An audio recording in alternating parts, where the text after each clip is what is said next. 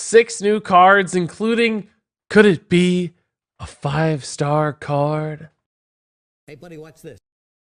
Yeah, we have some pretty exciting stuff today. That said, if you don't have a ton of time, you can still hit the quick reviews link in the description. Otherwise, let's jump into the detailed reviews.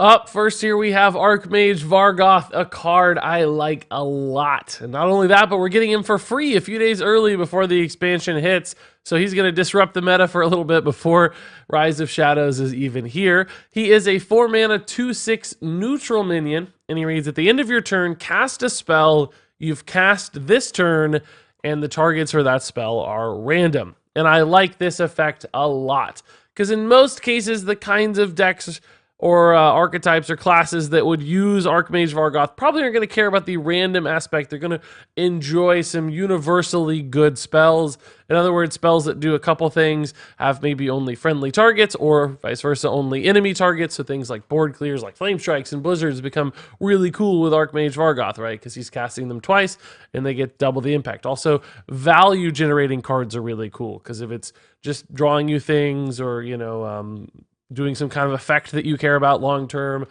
becomes very nice. Beyond that, twin spell cards are really cool because you potentially get some shenanigans there, getting even extra resources in hand on top of everything else.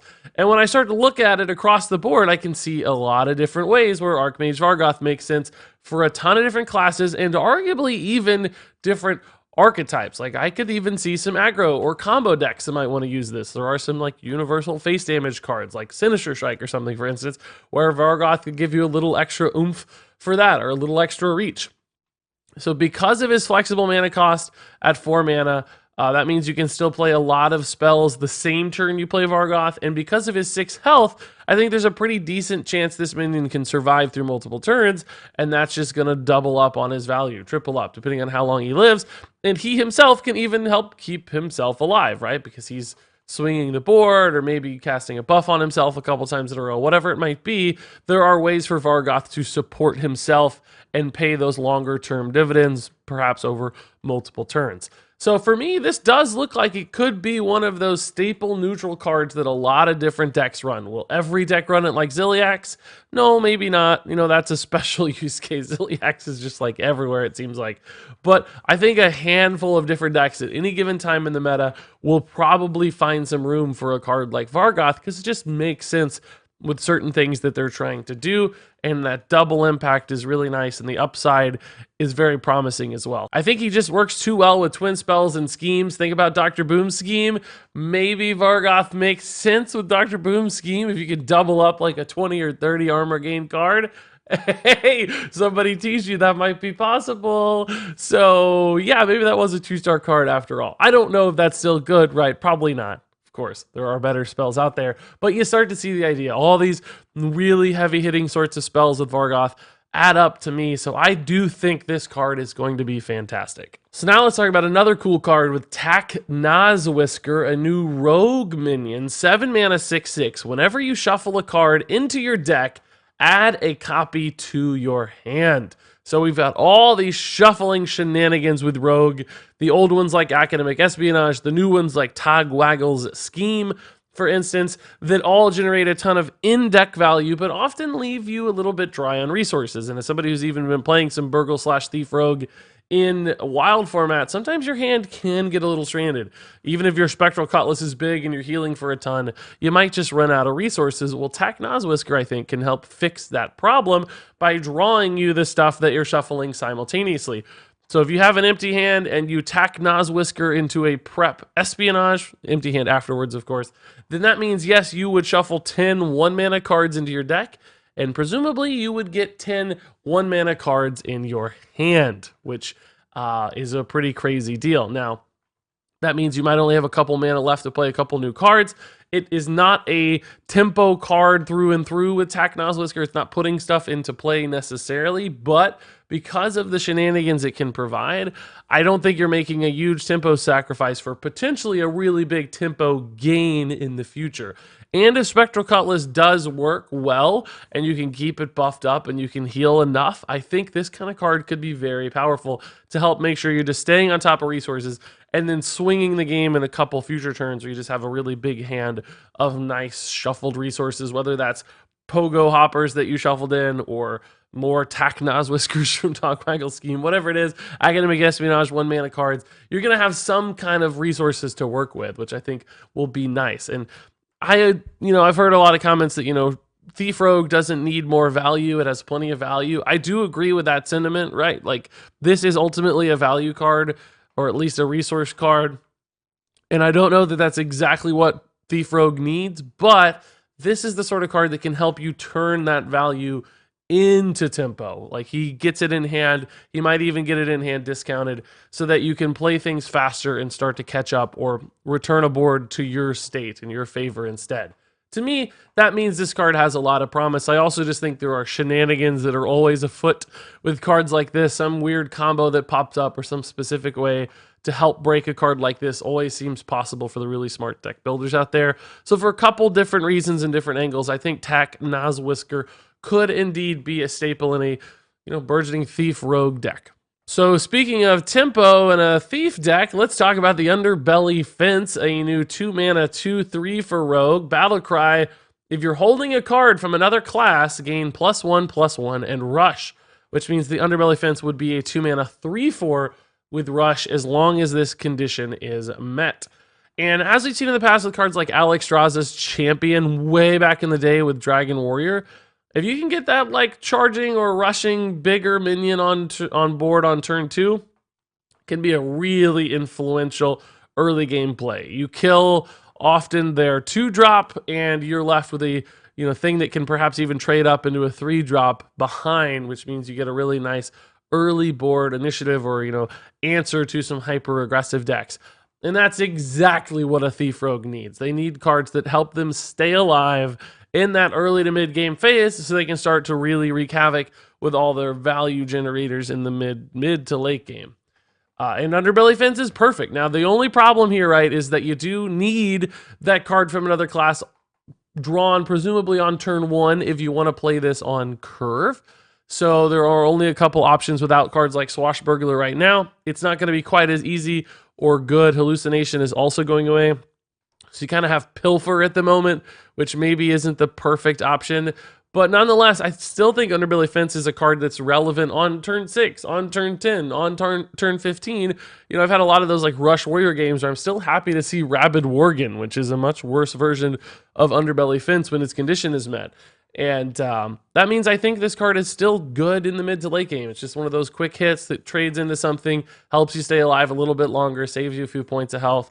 So whether you do hit this on turn 2, which is going to be the perfect use case, or whether it comes down a little later, I still think it's going to be able to make relevant trades, help you keep up on the board, and shore up some of those Thief Rogue weaknesses. To me, that means this is another strong Thief Rogue card, and I couldn't be happier about it.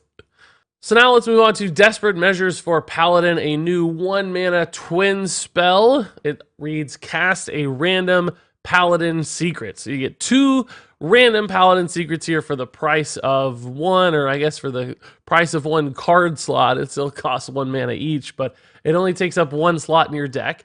And that does help fix some of the problems that we've seen in the past with secret Paladin decks, where they have a lot of just kind of weak 1 mana cards. Things like Mysterious Challenger in the past really fixed that issue, because you would just pull them all out of your deck anyway, so you weren't at risk, or at least as much risk, for drawing all those terrible 1-mana cards. Bellringer Sentry does that a little bit today as well, helps you cheat out some of your secrets so that your draw consistency remains strong. Desperate Measures means you don't have to run as many secrets theoretically, and you can just run one of these to kind of double your secret power. The problem with that idea or plan is the fact that this doesn't synergize with some of the powerful secret synergy cards Paladin has access to. So Secret Keeper doesn't get buffed when you play this, presumably, and Bellringer Sentry doesn't pull this out of your deck. So you are kind of, in a weird way, almost making your draw worse again because you're getting a kind of weak desperate measures instead of a bunch of secrets that would be naturally pulled out of the deck or have some sort of on-play effect that benefited your board state. That leaves this card in a weird spot for me. I still think it's quite relevant with Commander Rissa, because if you can get her on board and get one or two of these secrets out, then she's going to double the effects of secrets and increase their value individually. But nonetheless, I don't know who really ends up running this card. Maybe it makes the cut in a Secret Paladin list, but I'm not sure that it does for those Bellringer Sentry and Secret Keeper problems, and it's still just kind of a weak draw at the end of the day. I don't think Rissa's enough because she's a one of, so that's not like really a reason to run this. I don't really see this popping into like control paladin lists either, or maybe even like mid-range lists. We saw that in the past with Hydrologist, which has a bit of a similar feel, but that's because it was attached to a decent body for 2 mana. Like it was just a nice flexible sort of play. This doesn't go nearly as far as Hydrologist value. So to me, Desperate Measures looks like it's just gonna kind of fall in the gaps there where nobody really needs to run this card. I think Secret Paladin will be fine without it. Control Paladins won't think it goes far enough or does quite enough. So I would be rather surprised to see this card in action. So up next here, let's take a look at Call to Adventure for Paladin, a new 3-mana spell. It reads, draw the lowest cost minion from your deck and give it +2/+2. So we have a tutor card here, pulling out something very specifically the lowest cost minion in your deck. We've seen that before, like Witchwood Piper. This has a body attached technically with the +2/+2, right? So it reminds you of things like Zola the Gorgon or like Cabal Courier, 2/2s for 3 mana that like get you something. The challenge for Call to Adventure, I think, is that the stats are backloaded. They're added to the minion after the fact, and you don't get to see them potentially until much later in the game, maybe the same turn depending on the state of the game you're in. But if you played this on curve, for instance, you wouldn't see the 2/2 in a while. I think that's a little bit of a downside. I think if you're using this as a tutor card, often the stats wouldn't matter. You're trying to find some specific puzzle piece to do something cool, and maybe it doesn't matter that it has stats. If you're just using this as like a card draw tool, I feel like there are probably better options, other ways to do it while still making a little bit of an impact on the board immediately. So to me, I don't really know where this card goes or who's running it or why they're running it. There's always a chance some like combo deck just really needs a specific effect and they like need it to be a spell, or Witchwood Piper rotates out later. So I haven't given up hope on this card. Like I think it's fine from a numerical standpoint, from an efficiency standpoint. It looks okay. I just don't have a context for it or an environment for it right now where it makes much sense to me. I feel like there are going to be better options in multiple directions. So Call to Adventure at the moment just looks okay. So moving on here to Big Bad Ark Mage, a 10 mana 6/6 neutral minion. At the end of your turn, summon a random 6-cost minion.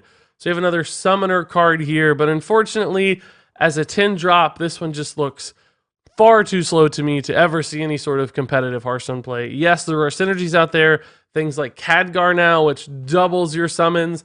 That's a cool idea, but of course, that's a 12 mana combination Khadgar in this card, so hard to work together with like Faceless Behemoth. It's just not enough. It doesn't get there fast enough or make a big enough swing on the board.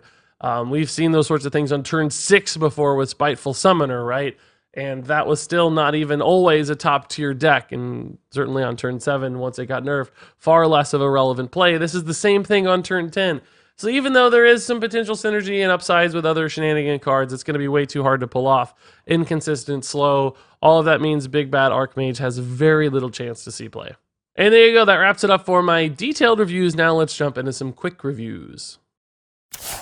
Archmage Vargoth is a 5-star card. Tack Nozwhisker is a 4-star card. Underbelly Fence is a 4-star card. Desperate Measures is a 2-star card. Call to Adventure is a 3-star card. Big Bad Archmage is, believe it or not, a 1-star card. And there you go, folks. That wraps it up for this review. We're honestly nearing the end of the reveal season. It's kind of crazy how fast it's gone, but some really interesting cards this time around. Thief Rogue's very exciting. All that said, I want to hear your thoughts in the comments below. But until then, thank you so much for watching. And until next time, game on.